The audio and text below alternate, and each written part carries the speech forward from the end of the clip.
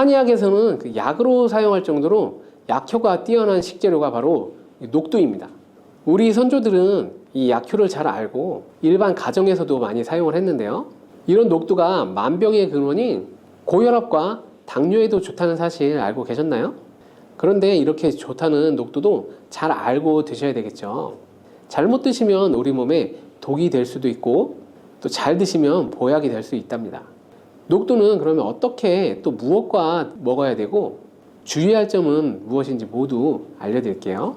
녹두의 약간 그 거친 식감을 싫어하시는 분들이 껍질을 까고 녹두 소갈맹이만 드시게 되는데요. 녹두에 놀라운 영양 성분들이 거의 다 껍질에 있기 때문에 녹두 껍질은 반드시 함께 드셔야 합니다. 녹두에는 식이섬유가 풍부하고 소화를 돕는 효소가 많아 소화가 잘 안 되는 분들이 드시면 도움이 되게 되는데요. 녹두에 풍부한 식이섬유가 장 운동을 활발하게 하고 소화를 돕는 효소가 장내의 유익균을 풍성하게 해줘 장 건강을 개선해 줄 수 있습니다. 우리의 선조들은 기력이 많이 약해진 환자에게 녹두 죽을 먹여 몸을 회복시켜 주었는데요. 그만큼 몸이 약해진 환자들의 몸에도 흡수가 잘 될 만큼 녹두가 우리 몸에 좋다는 것이죠. 놀랍게도 녹두에는 마그네슘, 칼슘과 같은 미네랄 성분들이 풍부한데 이 풍부한 칼슘은 골다공증을 예방하고 뼈를 튼튼하게 하는 효과가 있습니다. 칼슘이 뼈를 이루는 주 성분인 것은 잘 알고 계시죠? 마그네슘은 이런 필수 미네랄인 칼슘의 흡수를 도와주기 때문에 녹두가 뼈 건강에도 놀라운 효능을 발휘할 수 있는 것입니다. 그런데 녹두는 성질이 차기 때문에 몸이 찬 분들은 주의해서 드시는 게 좋은데요. 이 때문에 녹두의 껍질을 벗기고 드시는 분들이 있습니다. 하지만 마늘과 함께 드신다면 몸이 찬 분들도 조금 편안하게 녹두를 드실 수 있습니다. 마늘의 따뜻한 성질이 녹두의 찬 성질을 중화시켜 주기 때문이죠. 이뿐만 아니라 마늘이 대표적인 항암 식품인 사실은 알고 계시죠? 마늘에는 S알릴스테인과 알리신이라는 성분이 풍부하여 암세포를 억제하고 사멸시켜주는 효능이 있습니다. 또한 강력한 항산화 성분인 폴리페놀이 많이 들어있어 나쁜 콜레스테롤의 생성을 막아 혈관을 깨끗하게 만들어주기 때문에 심혈관 질환을 예방하는 데 매우 탁월하답니다. 이뿐만 아니라 체내의 지방의 대사를 촉진하여 지방 분해를 통해 체지방을 제거하고 비만을 예방하는 효능까지 있는 정말 놀라운 식품이죠. 그래서 마늘을 녹두와 함께 드시면 시너지 효과가 있기 때문에 우리 몸에 보약이 될 수 있습니다. 마늘과 녹두를 함께 먹을 수 있는 가장 간단한 방법은 마늘 녹두밥을 지어 먹으면 되는데요. 녹두를 물에 충분히 불려서 밥을 하시면 녹두 껍질의 거친 식감을 완화시켜 편하게 드실 수 있습니다. 그리고 우리가 녹두하면 생각나는 대표적인 음식이 바로 녹두 빈대떡이 있는데요. 맛있는 녹두 빈대떡에 돼지고기를 갈아서 함께 부쳐 먹기도 하죠. 이 방법은 영양학적으로도 정말 탁월한 조합이 됩니다. 녹두에 부족한 필수 아미노산인 트립토판 같은 성분이 돼지고기에 풍부하게 들어있기 때문인데요. 트립토판이나 메티오닌 같은 필수 아미노산은 우리 몸에서 합성되지 않아 반드시 음식을 통해 섭취해야 합니다. 돼지고기가 이런 아미노산의 훌륭한 공급원이 될 수 있기 때문에 나이가 들면서 기력이 약해진 분들이 녹두와 돼지고기를 함께 드시면 기력 회복에 좋은 효과를 볼 수 있습니다.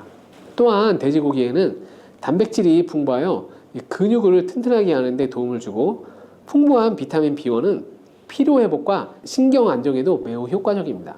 철분도 풍부해 나이가 들며 부족해지는 철분 보충에도 효과를 볼 수 있고 필수 지방산인 리놀렌산이 많아 동맥경화와 고혈압 같은 성인병의 예방 및 아연, 셀레늄, 비타민 B6 등의 영양소가 면역력을 강화하는 데에도 도움을 줍니다. 녹두는 또한 혈당을 낮춰주고 인슐린 감수성을 높여주는 효능이 있어 당뇨 관리에도 너무 좋은 식품인데요. 풍부한 식이섬유는 소장에서 당의 흡수를 지연시켜주고 다양한 미네랄과 비타민이 당뇨로 인한 합병증을 예방하는 데도 좋은 효능이 있습니다. 이때 팥과 함께 드시면 이런 효능들이 매우 높아집니다. 팥은 강력한 항산화 성분인 안토시아닌이 풍부하여서 혈관의 활성산소를 제거해주고 혈관세포의 손상을 예방해주어 혈관을 깨끗하고 건강하게 해줄 수 있습니다. 2014년 발표한 연구에서 팥을 섭취하는 것이 E형 당뇨병 환자의 혈당 수치와 인슐린 저항성을 개선하는 데 도움이 되는 것으로 보고했습니다. 이 연구에서는 4주 동안 매일 팥을 섭취한 결과 당뇨 환자들의 공복 혈당 지수가 평균 19.5% 감소하였고 인슐린 저항성이 감소하는 결과를 볼 수 있었습니다.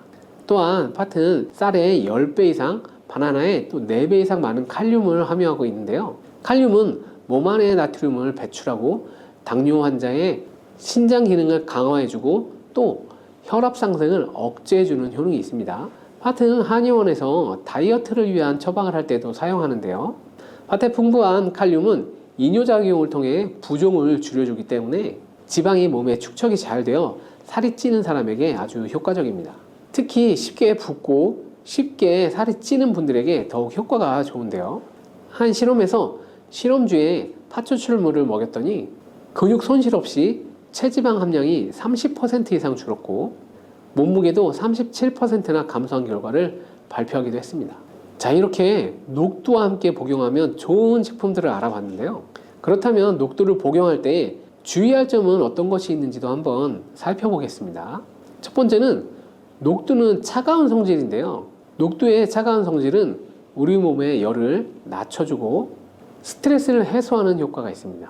또한 염증을 완화시키고 통증을 줄여주는 데도 도움이 되는데요. 그래서 녹두로 속을 채운 베개를 쓰면 두통이 완화되기도 합니다. 다만 이런 찬 효능이 있기 때문에 녹두를 드실 때 주의하셔야 하는데요. 평소 몸이 찬 분들은 녹두를 많이 드시게 되면 오히려 몸에 해가 될 수도 있습니다. 위나 장이 차가워지면 소화력이 떨어지고 복통이나 변비, 설사가 나타날 수 있습니다. 이런 분들이 녹두를 드시려면 앞에서 알려드린 대로 마늘과 함께 드셔보시기 바랍니다. 그리고 두 번째 주의할 점은 바로 녹두의 강력한 해독작용입니다.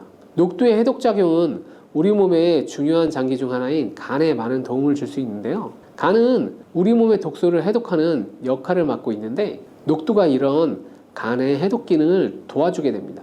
녹두에는 풍부한 단백질과 펩타이드라는 간 해독작용에 필요한 글루타치온의 원료를 공급해주고 체내 중금속과 독성 물질과 결합하여 몸 밖으로 내보내주는 역할을 하게 됩니다. 특히 중금속 해독 연구에서는 납, 카드뮴 등의 흡수를 억제하거나 배출을 도와 독성을 완화하는 효과를 보여주기도 했습니다. 하지만 이런 효과가 우리가 보약을 복용하는 경우에는 상극이 될 수 있습니다. 보약의 효과가 녹두의 해독작용 때문에 많이 사라져버릴 수 있기 때문입니다. 그래서 한의원에서 한약을 지으면 녹두나 숙주나물을 먹지 말라고 하는 얘기가 바로 이 때문입니다. 이런 녹두의 해독작용은 녹두의 껍질에 있는 성분 때문에 나타나게 되는데요. 따라서 껍질을 제거하고 만든 요리나 녹두 전분으로 만든 청포묵, 녹두 당면을 드시면 녹두의 해독작용은 누릴 수가 없습니다. 녹두 껍질을 제거해도 알맹이에 영양성분이 풍부한데요. 해독작용이 필요한 경우에는 껍질을 제거하지 않고 복용하시는 것이 좋습니다. 세 번째로 녹두를 드실 때 주의할 점은 바로 녹두의 풍부한 칼륨입니다. 앞에서 얘기했던 것처럼 칼륨은 나트륨을 배출해주며 당뇨와 고혈압에 도움이 되지만 이 신장이 약하신 분들에게는 간혹 독이 될 수 있습니다. 신장이 약하신 분들이 녹두를 필요 이상 많이 드시게 되면 칼륨 배출이 제대로 안 되어서 몸에 칼륨이 쌓여 고칼륨 혈증이 발생할 수 있습니다.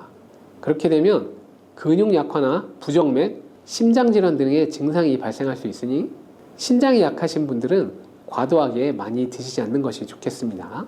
혈관을 깨끗하게 하고 당뇨를 예방하려면 땅콩을 이렇게 드셔야 합니다. 여러분, 땅콩 좋아하시는 분 계신가요? 땅콩과 건어물을 안주로 참 좋아하시는 분들이 많죠. 이런 맛있는 땅콩이 건강에 좋은 효능들이 많다는 사실 알고 계셨나요?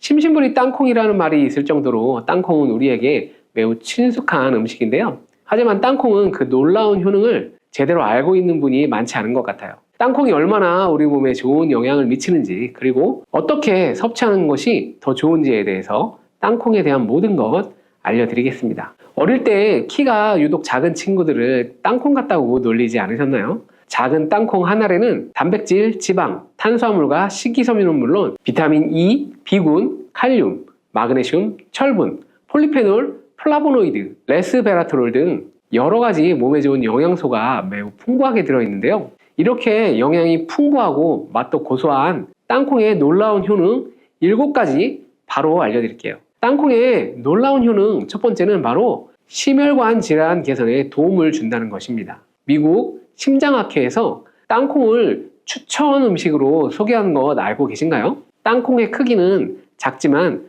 땅콩 안에 들어있는 영양소는 결코 작지 않답니다. 땅콩은 불포화지방산을 많이 함유하고 있고 특히 땅콩에 함유된 모노불포화지방산과 다불포화지방산은 나쁜 콜레스테롤인 LDL 수치를 낮추고 좋은 콜레스테롤인 HDL은 높이는 데 도움이 됩니다. 또한 땅콩에 함유된 단일 불포화지방산은 혈중 콜레스테롤 수치를 낮추는 데 도움을 주는데요. 혈중 콜레스테롤이 낮아져 심장 건강을 지키는 데 매우 좋은 작용을 하는 것이죠. 또한 땅콩은 불포화지방산이 풍부하고 비타민 E가 풍부하게 들어있어 심혈관 건강에 도움을 주고 혈관을 보호하고 혈액순환과 동맥경화를 예방하고 심장질환의 위험을 줄여줍니다.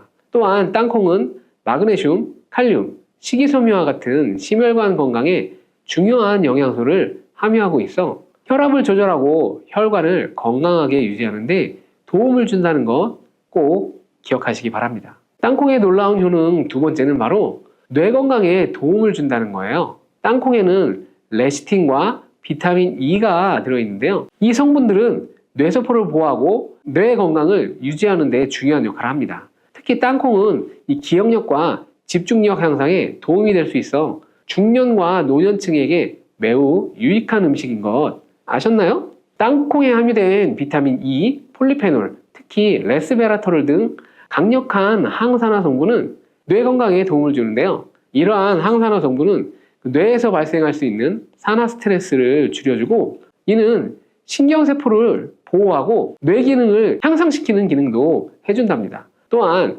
땅콩은 불포화지방산, 특히 오메가3 지방산을 포함하고 있어서 뇌 기능을 개선하고 치매 같은 뇌질환을 예방할 수 있는데요. 특히 불포화지방산은 뇌세포막의 구성성분으로 중요한 역할을 하며 뇌의 신경전도 속도를 높여서 기억력과 학습 능력을 향상시킬 수 있어요.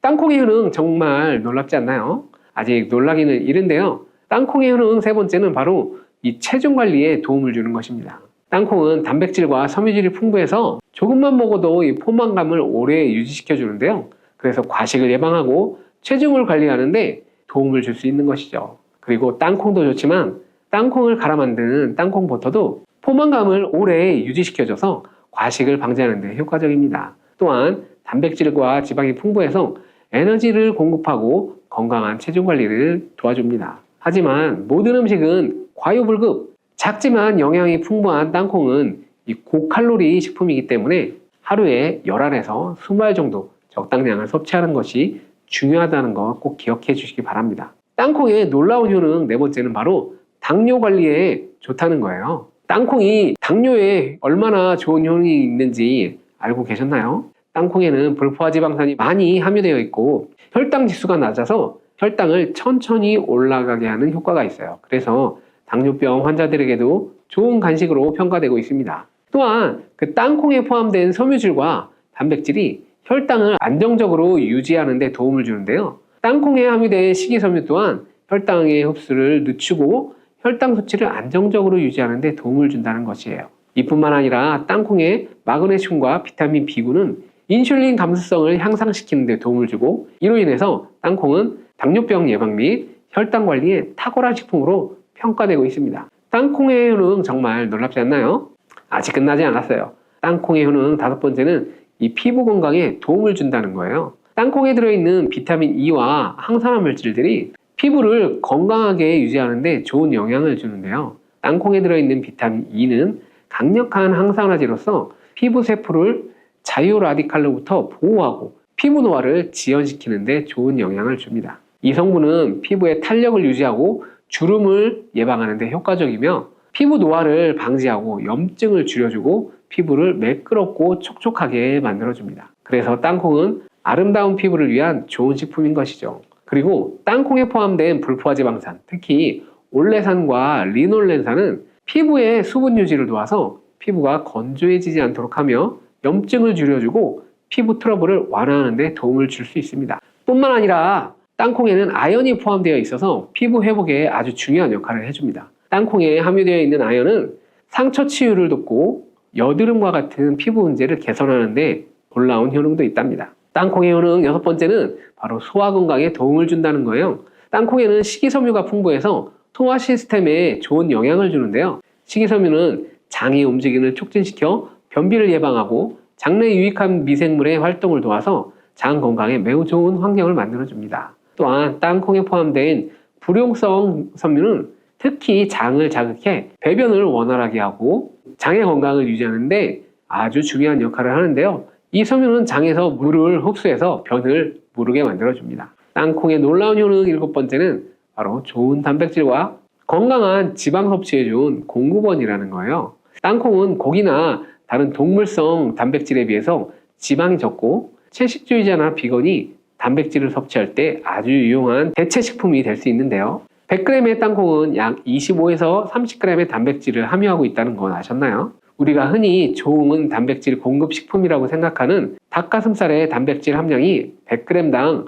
30에서 35g이라는 걸 생각해보면 단백질 함량은 닭가슴살에 비해 살짝 낮지만 대신 건강한 불포화지방과 다른 다양한 영양소도 다량 함유하고 있어서 단백질을 섭취하기에 충분히 좋은 식품이랍니다. 이렇게 건강에 놀라운 효능이 있는 땅콩, 그냥 아무렇게나 드시면 땅콩의 효능을 100% 섭취할 수 없다는 것 알고 계셨나요? 보통 땅콩을 어떻게 조리해서 드시나요? 구워서, 볶아서, 삶아서 모두들 좋아하는 방법이 다를 텐데요. 생땅콩을 먹는 것이 가장 좋다라고 들어보신 분들도 있을 거예요. 과연 땅콩을 가공하지 않고 생으로 먹는 것이 가장 좋은 방법일까요? 정답은 아니오예요.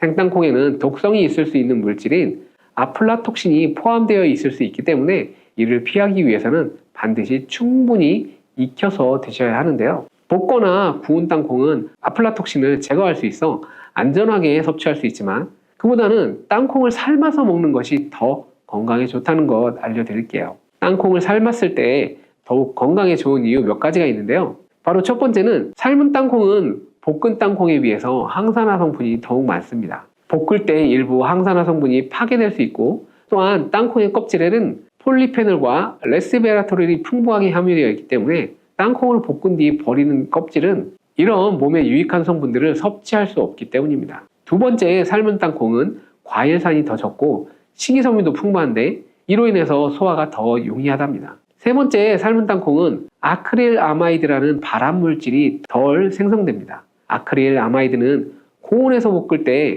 발생할 수 있는데 삶는 과정에서는 이 유해 물질이 생성되지 않습니다. 이제는 건강을 위해서 삶아서 드셔야 된다는 것 아셨죠? 하지만 땅콩을 섭취하시기 번거롭거나 조금 더 쉽게 섭취하시고 싶은 분도 계실 텐데요.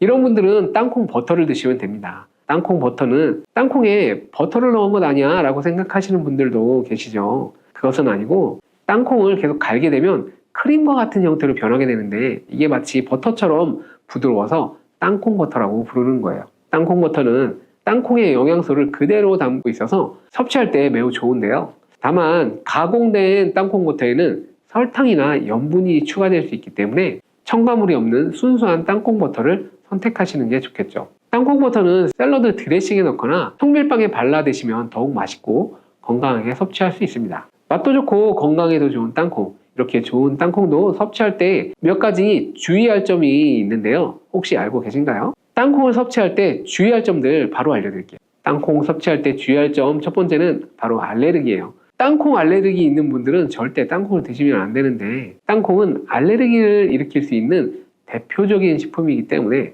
본인이 알레르기가 있는 걸 인지하시는 분들은 절대 피하셔야 합니다. 땅콩 알레르기는 가벼우면 목, 혀, 가려움이나 발진 등이 일어날 수 있는데요. 만약 알레르기 증상의 정도가 심하다면 호흡곤란, 혈압저하, 아나필락시스 등 매우 심각한 반응을 일으킬 수 있으므로 알레르기 반응이 있다면 즉시 땅콩 섭취를 중단하고 의사와 상담을 받는 것이 필요합니다. 또한 땅콩에 들어간 음식이 아니어도 전에 같은 조리기구를 사용해서 만든 요리에도 땅콩의 성분이 남아있을 수 있기 때문에 알레르기가 있는 사람들은 위험할 수 있는데요. 알레르기가 있는 분들은 꼭 땅콩이 들어갈 수 없는 환경에서 조리가 된 건지 확인하는 게 중요합니다. 땅콩을 섭취할 때 주의할 사항 두 번째는 바로 과다 섭취예요. 고사한 땅콩은 손으로 집어먹기도 쉬워서 한번 먹기 시작하면 하나, 둘, 셋, 넷 계속 입으로 들어가게 되는데요. 하지만 이렇게 계속 먹다간 아무도 모르는 사이에 체중이 증가할 수 있습니다. 땅콩은 고칼로리 식품이기 때문인데요. 하루 권장 섭취량은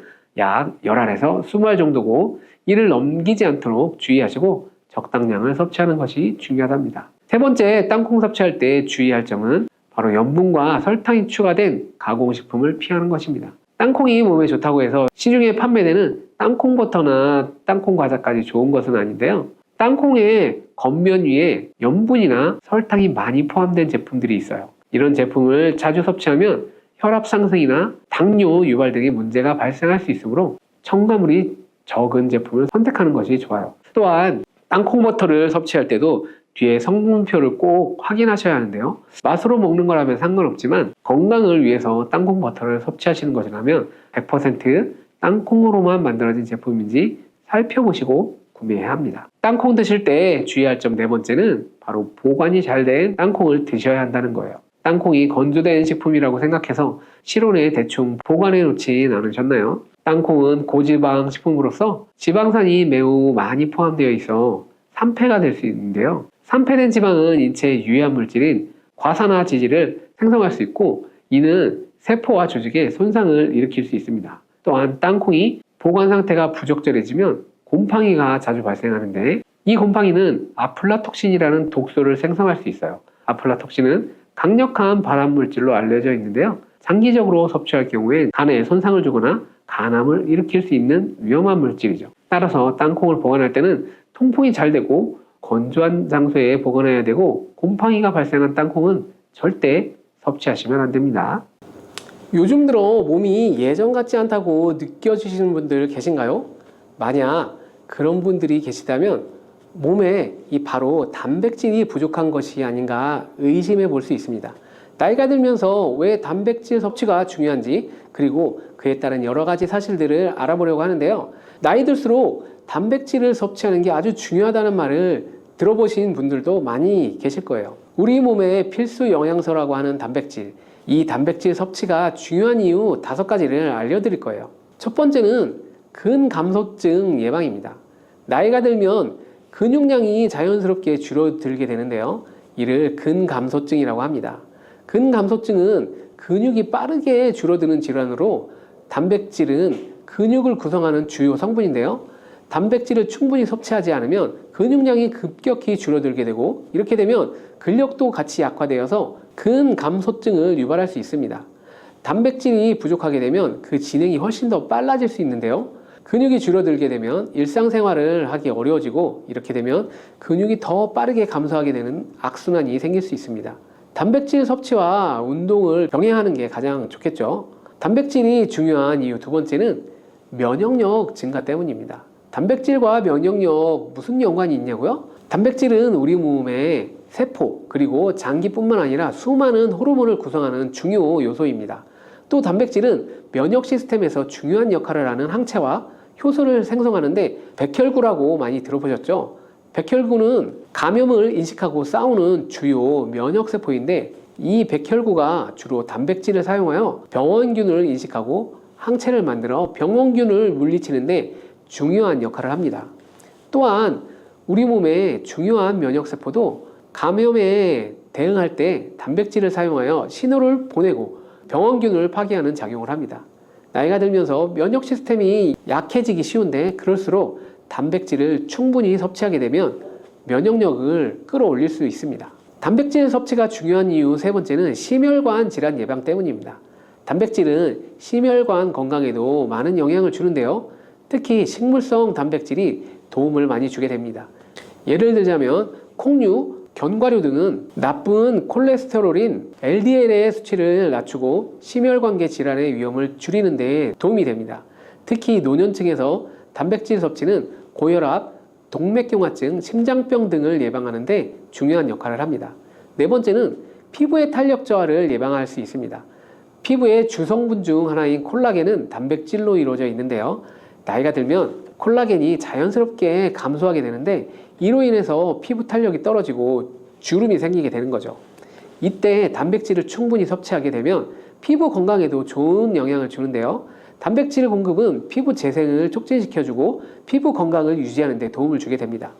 다섯 번째는 골다공증을 예방하는 데 도움을 줍니다. 나이가 드신 여성분들은 특히 더 주목해 주시기 바랍니다. 질병관리청의 보도자료에 따르면 대한민국 50세 이상의 골다공증 유병률은 22.5%로 약 5명 중 1명은 골다공증이 있다는 거예요. 골다공증은 조용한 뼈도둑이라고 하는데요. 초기 증상이 뚜렷하게 보이지 않지만 골다공증이 한번 생기면 이로 인해 고관절, 척추, 목, 손목 등의 골절이 생기기 쉽고 이로 인해서 합병증 또한 증가하게 되는데요. 이 골다공증을 예방하는 데 중요한 요소가 바로 단백질입니다. 단백질은 이 뼈를 구성하는 중요한 요소 중 하나인데요. 뼈의 건강을 유지하는 데 필요한 칼슘과 함께 단백질은 뼈의 구조를 안정화시키고 골밀도를 높여주고 골다공증을 예방하는 데 중요한 역할을 하게 됩니다. 한마디로 노년층에서 우리가 알고 있는 칼슘과 비타민 D와 함께 단백질 섭취를 증가시키면 뼈가 약해지는 것을 방지할 수 있습니다. 이렇게 중요한 우리 몸속의 단백질이 혹시 부족하게 되면 도대체 무슨 일이 일어나게 될까요? 단백질이 부족하면 여러 가지 신체 기능에 문제가 생기는데요. 첫 번째가 인지 기능 저하 치매입니다. 단백질 부족이 치매를 유발한다니 놀라셨나요? 연구에 따르면 단백질이 뇌 건강을 유지하는 데 아주 중요한 역할을 합니다. 특히 기억력에 많은 영향을 주는데요. 단백질은 뇌에서 신경 전달 물질을 만들고 뇌세포의 구조를 유지하는 데 도움을 줍니다. 특히 학습과 기억력에 영향을 주는 시냅스에서 발생하는 신경 전달 물질의 방출과 수용체 활성화는 대부분 단백질에 의해서 조절되는데, 예를 들어 NMDA 수용체와 AMPA 수용체는 기억 형성에 중요한 역할을 하며 이것들은 모두 단백질로 구성되어 있습니다. 그래서 충분한 단백질을 공급받지 못하면 뇌 기능이 떨어지고 치매와 인지 기능 저하 위험이 점점 커질 수 있는 가능성이 높아진다는 거예요. 이러한 단백질 섭취가 우리 몸에 얼마나 중요한 영향을 끼치는지 다시 한번 아셨나요? 또 단백질이 부족하면 탈모도 일어날 수 있습니다. 혹시 머리카락이 점점 얇아지고 빠지고 있는 것 같다고 느껴지시는 분들 계신가요? 탈모도 이 단백질 부족과 관련이 있는데요. 우리 머리카락도 단백질인 케라틴으로 이루어져 있기 때문에 단백질이 부족하면 머리카락이 자연스럽게 약해지고 그 증상이 점점 심해지면 탈모가 올 수 있다는 거죠. 우리가 광고로 많이 접하는 탈모 영양제 같은 경우도 맥주 효모 성분과 머리카락을 이루고 있는 아미노산 단백질로 구성되어 있다는 것을 보면 쉽게 이해가 가실 거예요. 그러니 건강한 모발을 생각하신다면 단백질을 잊지 말고 섭취해야 되겠죠. 그런데 왜 노년층이 단백질을 더 많이 섭취해야 하는 걸까요? 젊은 사람들보다 더 중요한 이유가 있을까요? 그 이유는 노년층은 근육이 자연스럽게 감소하면서 신진대사도 느려지고 기초대사량이 점점 감소하기 때문에 체지방률이 점점 증가할 수 있고 단백질의 체내 합성 능력 또한 떨어지게 되는데, 그러면 근육량이 줄어들게 되고 그만큼 신체 활동도 어려워지면서 일상생활에 어려움을 겪을 수 있습니다. 그래서 노년층일수록 단백질을 충분히 섭취해서 근육을 유지하는 게 아주 중요합니다. 그런데 노년층은 소화 기능이 떨어지기 때문에 사실 고기나 생선 같은 동물성 단백질을 섭취하는 게 불편할 수도 있고, 나이가 드시면서 식사량이 감소하거나 식사 준비에 번거로움도 있기 때문에 매끼 단백질을 챙겨 먹는데 어려움이 있는 것이 사실입니다. 그래서 혼자 계시는 분들은 더욱더 단백질 섭취가 어렵게 되는데요. 어떤 분들은 체중 증가를 걱정하시면서 단백질 섭취를 꺼려 하시는 분들도 있습니다. 그러면 안 됩니다. 단백질 섭취가 어렵다고 해서 단백질의 섭취를 멀리하면 절대로 안 되는데요. 우리 몸에 이렇게 필수적인 단백질을 충분히 섭취하기에 좋은 음식은 무엇이 있을까요? 단백질을 섭취하는데 좋은 추천 음식 4가지 바로 소개해 드릴게요. 첫 번째는 바로 계란입니다. 사실 단백질 하면 가장 먼저 떠오르는 식품이 바로 계란인데요. 계란 2알만 드셔도 하루에 필요한 단백질의 20%를 섭취할 수 있습니다. 특히 계란의 단백질은 완전 단백질로 분류되는데요. 이는 우리 몸이 제대로 기능하는데 필요한 필수 아미노산을 포함한다는 것을 뜻합니다. 계란은 단백질뿐만 아니라 비타민 A, D, E도 함유하고 있어서 건강에 매우 좋은데요. 계란은 자연적으로 비타민 D를 함유하고 있는 드문 식품 중 하나입니다. 또한 계란 노른자에는 칼슘, 구리, 요오드, 철분, 망간, 인, 셀레늄, 아연도 풍부하게 함유하고 있어서 계란을 먹으면 많은 영양소를 쉽게 섭취할 수 있다는 거죠. 두 번째는 생선입니다. 등푸른 생선이 건강에 좋다는 이야기는 많이 들어보셨을 텐데요. 사실 등푸른 생선뿐만 아니라 다른 생선도 저지방, 고단백 식품으로 다른 고단백 식품인 육류에 비해서 지방 함량이 낮고 필요한 영양소는 그대로 제공해 줄 수 있습니다. 생선에는 단백질과 함께 오메가3 지방산도 풍부하게 함유되어 있어서 심혈관 건강에 많은 도움을 줍니다. 특히 연어, 고등어, 참치 같은 생선은 단백질뿐만 아니라 항염증 효과도 있습니다. 그리고 대구 같은 백색 생선은 지방 함량이 매우 적고 단백질은 상대적으로 많아서 체중 걱정하시는 분들이나 다이어트를 하시는 사람에게도 더욱 좋은 생선입니다. 등푸른 생선도 지방 함량은 높지만 이 지방이 건강에 유익한 오메가3 지방산이기 때문에 건강에 도움이 되는 것인데요. 생선의 단백질은 다른 육류나 콩류보다 소화가 편하고 생선의 살은 비교적 부드러워서 섬유질을 가지고 있어 소화가 빠르고 몸에서 쉽게 분해가 됩니다. 쉽게 흡수가 됩니다. 세 번째는 유단백 식품인 우유나 요거트 같은 유제품입니다.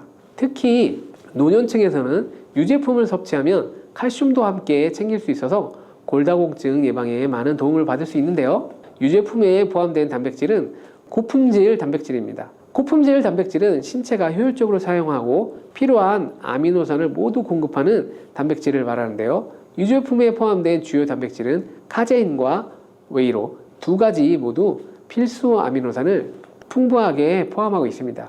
웨이 단백질은 소화가 쉽기 때문에 운동 직후에 우유를 섭취하면 근육에 아미노산을 빠르게 공급할 수 있고, 카제인은 천천히 흡수되어서 장시간 동안 일정한 수준의 아미노산을 제공해 주어 근육 손실을 예방하는 데 도움을 줍니다. 하지만 우유를 먹으면 속이 불편하신 분들도 계시죠? 많은 사람들이 유제품을 섭취할 때 소화 불편을 겪을 수 있는데 특히 락토스 불내증, 즉 유당 불내증이 있는 경우입니다. 그러나 요즘에는 이런 분들을 위한 락토스를 제거한 락토프리 우유나 치즈, 요구르트 등은 락토스가 거의 없거나 적은 제품들이 많이 나와 있는데요. 락토스 불내증이 있는 사람들도 이런 유제품은 문제없이 섭취할 수 있습니다. 소화가 어려우신 분들은 참고하시면 도움이 되겠죠. 네 번째는 바로 콩류입니다. 콩류 또한 식물성 단백질로 유명하죠. 콩은 식물성 단백질을 제공하는 대표적인 식품인데요. 두부나 두유 같은 식품으로도 쉽게 섭취할 수 있고요. 콩류와 같은 식물성 단백질은 고기나 유제품과 같은 동물성 단백질에 비해서 지방 함량이 낮고 콜레스테롤이 없는 특징을 가지고 있습니다. 특히 콩, 렌틸콩, 병아리콩, 검정콩 등 다양한 종류의 콩류는 필수 아미노산을 풍부하게 함유하고 있어서 신체가 필요로 하는 단백질을 골고루 제공하게 되는데요. 특히 고기나 생선 같은 동물성 단백질이 소화가 어려우신 분들에게는 두부나 비지찌개 같은 소화가 잘 되면서 단백질도 충분히 섭취할 수 있는 콩류가 좋은 단백질 식품이 됩니다. 이렇게 몸에 필수적인 단백질, 음식만으로 충분히 섭취하게 되면 좋겠지만 그게 어려운 경우도 있을 텐데요. 이때 단백질 보충제도 좋은 선택이 될 수 있습니다. 운동 후에 빠르게 단백질을 보충하고 싶을 때나 식사를 통해 충분한 단백질을 섭취하기 어려운 경우에는 보충제가 유용한데요. 마트에서 쉽게 찾을 수 있는 단백질 파우더나 고단백 프로틴바를 이용하면 간편하게 단백질을 보충할 수 있습니다. 하지만 이렇게 간편하게 섭취할 수 있는 제품들을 몸에 좋다고 많이 섭취하면 좋을까요? 과량 섭취할 때도 큰 문제가 될 수 있습니다. 한 번에 과도한 단백질을 섭취하게 되면 신장에 부담을 줄 수 있고 또 체내에서 불필요하게 지방으로 축적될 수 있습니다. 단백질의 하루 권장 섭취량은 성인 기준 몸무게 1kg당 약 1g인데요. 하루 권장 섭취량을 꼭 지키는 게 중요하죠. 한마디로 보충제는 식사로 부족한 부분을 보충하는 역할만 하도록 하고 식사로 골고루 단백질을 섭취하는 게 가장 이상적입니다. 다음으로 단백질 섭취할 때 간단한 팁을 하나 알려드릴게요. 매 끼니마다 조금씩 단백질을 나눠서 섭취하는 게 단백질 흡수에는 효과적인 거 아시나요?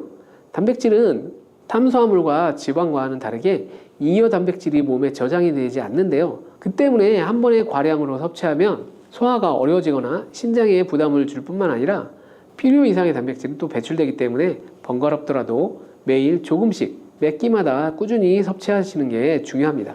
고기를 좋아하시는 분, 또 채소를 더 선호하시는 분들, 이제는 다 같은 단백질이라고 생각하지 마시고 동물성 단백질과 식물성 단백질을 골고루 섭취해야 하는데, 동물성 단백질은 식물성 단백질에는 부족한 아미노산이 풍부하고, 식물성 단백질은 동물성 단백질에 비해 지방이 적고 대신 섬유질이 많기 때문에 우리 몸에 많은 도움을 줄 수 있습니다. 우리가 평상시에 먹는 한식은 사실 단백질 섭취에 아주 좋은데요. 식탁에 단백질이 풍부한 계란, 생선, 콩, 두부 이런 것들을 반찬으로 두어 개만 먹어도 쉽게 매 끼마다 몸에 필요한 단백질을 섭취할 수 있습니다. 혹시 달콤 쌉싸름한 계피 좋아하시나요? 저는 향긋한 수정과도 좋고 계피가루를 얹은 라떼도 정말 좋아하는데요. 계피는 단순히 향긋한 맛을 주는 향신료 이상의 효능을 가지고 있다는 것 혹시 알고 계신가요? 우리가 몰랐던 계피의 효능, 함께 먹으면 좋은 음식들, 그리고 주의할 점까지 자세하게 알려드릴게요. 구독과 좋아요, 전체 알림 설정은 영상 제작에 큰 힘이 됩니다. 첫 번째 계피의 효능은 바로 암을 예방한다는 거예요. 계피는 항산화 성분이 풍부한 음식인 거 아시죠? 우리나라뿐만 아니라 전 세계적으로 계피는 많은 사랑을 받고 있는데요. 향이 좋을 뿐만 아니라 계피의 효능 또한 뛰어나기 때문입니다. 계피에는 항산화 물질이 함유되어 있는데요. 이런 항산화 물질은 우리 몸의 세포가 노화되거나 손상되는 것을 막아주는 역할을 합니다. 특히 계피에 들어있는 시나믹 알데하이드라는 성분이 강력한 항암 효과를 가지고 있어서 암세포의 성장을 억제하는 효과가 있는 거예요. 연구에 따르면 계피는 특히 대장암이나 간암 예방에 효과적일 수 있다고 하는데요. 계피에는 항산화 물질인 폴리페놀이 풍부하게 함유되어 있어 자유라디칼이라고 불리는 유해한 분자로부터 세포를 보호하는 역할을 합니다. 자유라디칼은 암 발생과 관련된 DNA 손상을 일으킬 수 있으므로 항산화 작용을 통해 암 예방에 도움을 줄 수 있는 거예요. 꾸준히 섭취하게 되면 암을 예방하는 데 많은 도움을 받을 수 있겠죠. 계피의 놀라운 효능 두 번째는 탁월한 콜레스테롤 관리예요. 계피는 콜레스테롤 수치 조절에도 매우 유익한 식품인데요. 계피에 포함된 식이섬유와 폴리페놀 성분이 이와 같은 효능을 나타내는데, 이 성분들이 혈관을 깨끗하게 유지하는데 중요한 역할을 한다고 합니다. 여러 연구에 따르면 계피에 포함된 성분들이 혈중 나쁜 콜레스테롤을 감소시키고 좋은 콜레스테롤을 증가시키는데 도움을 줄 수 있다고 발표했어요. 이는 계피에 함유된 특정 화합물이 콜레스테롤의 흡수를 억제하고 간에서 콜레스테롤의 생성을 감소시키는 작용을 할 수 있다는 의미예요. 또한 계피는 체내에서 지방의 축적을 막고 혈관의 건강을 유지하는 데에도 중요한 역할을 한다고 알려져 있죠. 고지혈증이나 고콜레스테롤증은 심혈관 질환을 일으킬 수 있는 중요한 위험 요소로 알려져 있는데요. 계피는 이러한 위험 요소를 관리하는 데 도움을 줄 수 있는 거예요. 따라서 계피를 적당하게 섭취하게 되면 콜레스테롤을 관리하는 데 유익하다고 할 수 있는 거죠. 심혈관 질환이 걱정되는 분들에게는 정말 좋은 식품이 되는 겁니다. 세 번째 계피의 놀라운 효능은 바로 당뇨병 예방이에요. 당뇨병은 많은 분들이 고통받고 있는 질병이죠. 주위에 당뇨 때문에 혈당 관리 하시는 분들 자주 볼 수 있는데요. 그런데 계피가 당뇨병 관리에 큰 도움이 된다고 하니 정말 놀랍지 않나요? 계피에 함유된 크로모라는 성분이 인슐린 감수성을 높여주어서 혈당 수치를 안정시키는 데 도움을 줄 수 있다고 하는데요. 연구에 따르면 계피를 꾸준히 섭취한 사람은 식후 혈당이 급격하게 올라가는 것을 막을 수 있었다고 합니다. 또한 계피에 포함된 시나믹 알데하이드 성분이 인슐린 민감도를 높여주고 혈당 수치를 안정시켜주는 데 도움을 준다고 알려져 있죠. 이 성분이 인슐린이 더 잘 작용하도록 돕기 때문에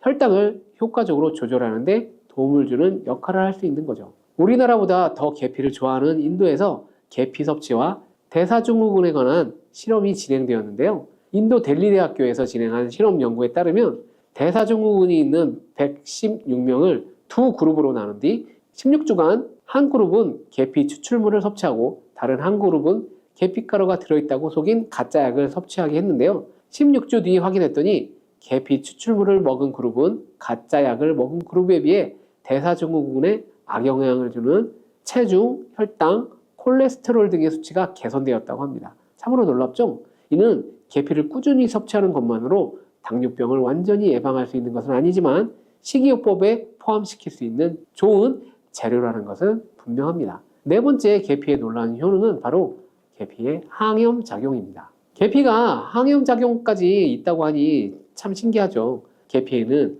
항염증 작용이 있는 화합물이 함유되어 있는데요. 계피에 들어있는 시나믹 알데하이드 성분은 염증을 줄이는데 효과적이라는 연구 결과도 있습니다. 이 성분은 몸속 염증 반응을 억제해 주어서 관절염, 근육통, 염증성 질환이 있는 분들에게 매우 유익한 식품이죠. 특히 체내에서 발생하는 염증은 만성적인 질환을 유발할 수 있기 때문에 이를 예방하는 것이 중요한데요. 계피를 섭취하면 몸속 염증을 낮춰주는 데 도움을 줄 뿐만 아니라 면역력 강화에도 긍정적인 영향을 미친다고 알려져 있습니다. 특히 겨울철에는 찬바람과 습기로 인해 염증이 쉽게 발생하는데 계피를 섭취하면 몸을 따뜻하게 해주고 염증을 예방하는 데 도움이 된다고 합니다. 계피의 섭취가 일상적인 건강 유지, 특히 쌀쌀한 겨울에 아주 좋은 영향을 미친다고 할 수 있죠. 그렇다면 이것들과 계피와 함께 먹으면 계피의 효능이 2배가 된다는데요. 계피와 함께 먹으면 더 좋은 음식은 무엇이 있을까요? 바로 알려드릴게요. 계피와 함께 먹으면 좋은 음식, 첫 번째는 바로 요거트입니다. 계피를 요거트와 함께 드시면 정말 맛있고 건강에도 좋다는 건 아시는 분들 별로 없을 거예요.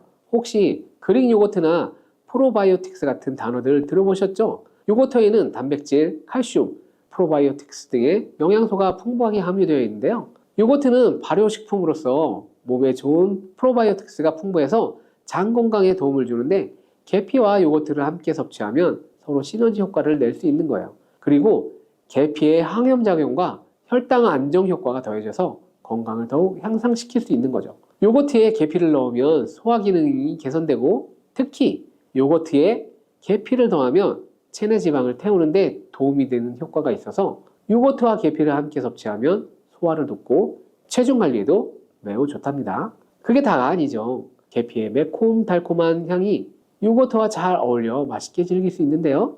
요거트를 자주 드시는 분들은 꼭 계피를 뿌려서 드셔보세요. 샐러드 드실 때 드레싱으로 요거트를 사용한 뒤 그 위에 계피가루를 톡톡 뿌려서 드시는 것도 아주 좋은 계피와 요거트 활용법이랍니다. 계피와 찰떡궁합인 식품 2번째는 바로 사과예요. 계피와 사과는 정말 잘 어울리는 조합인데요.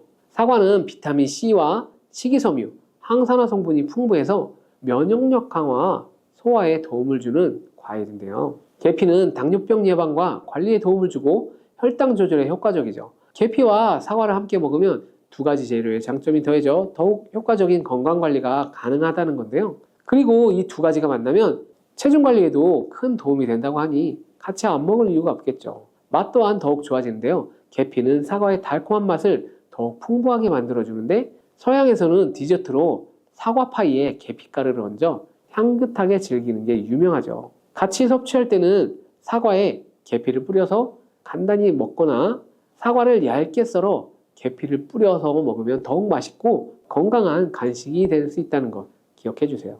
3번째, 계피와 먹으면 좋은 음식은 바로 커피예요. 계피와 커피는 정말 좋은 궁합인데요. 커피는 카페인 덕분에 활력을 불어넣어주는 음료인데요. 커피의 쓴맛이 사람마다 호불호가 갈릴 수 있어요. 그런데 계피를 커피에 넣어서 드시면 쓴맛이 부드럽게 변하면서 더욱 풍부하고 깊은 맛을 느낄 수가 있는데요.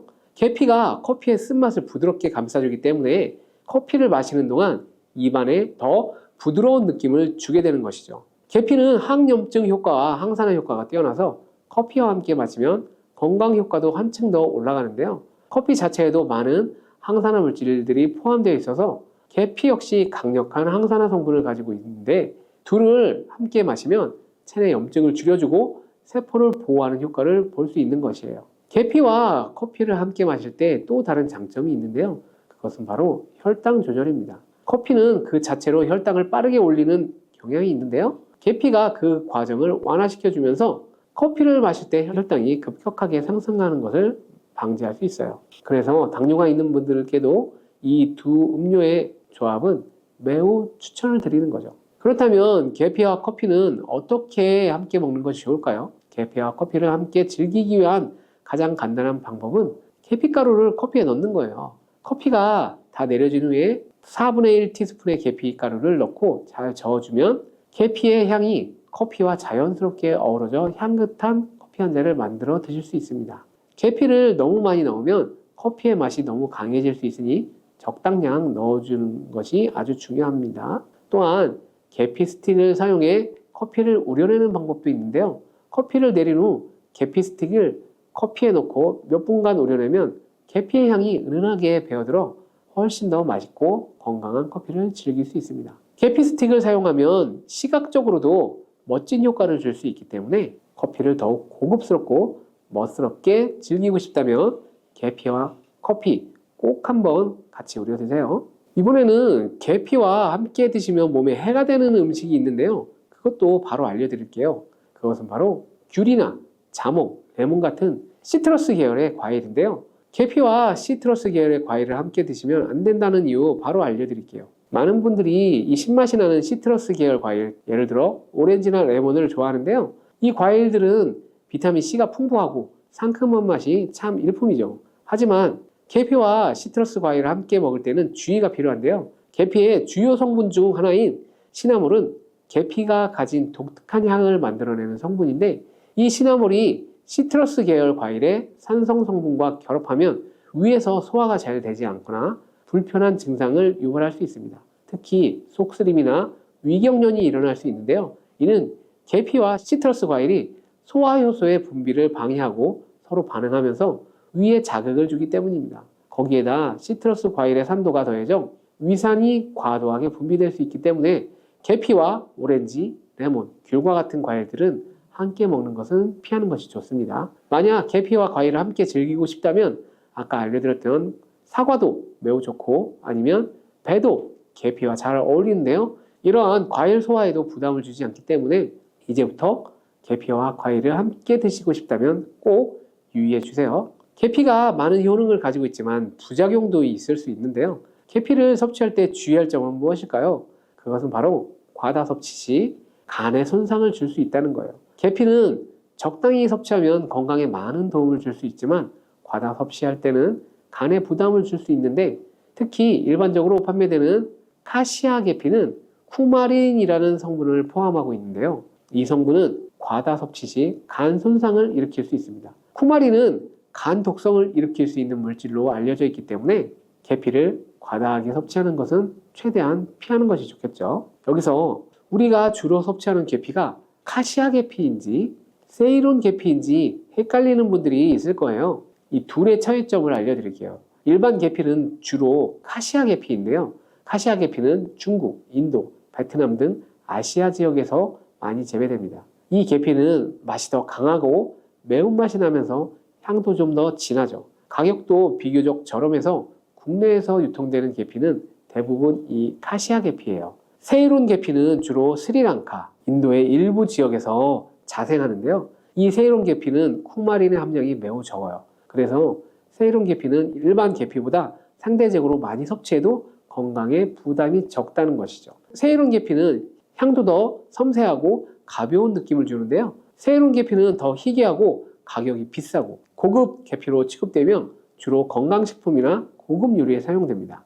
앞서 말했듯이 우리가 쉽게 구할 수 있는 계피는 카시아 계피인데요. 그래서 섭취할 때는 하루에 보통 1에서 2g 정도를 섭취하시는 것이 안전한 양으로 권장되고 있고, 과다 섭취로 계피의 부작용을 경험하고 싶지 않으시다면 계피를 섭취할 때는 적당량을 지키는 것이 아주 중요합니다. 꼭 기억해 주세요.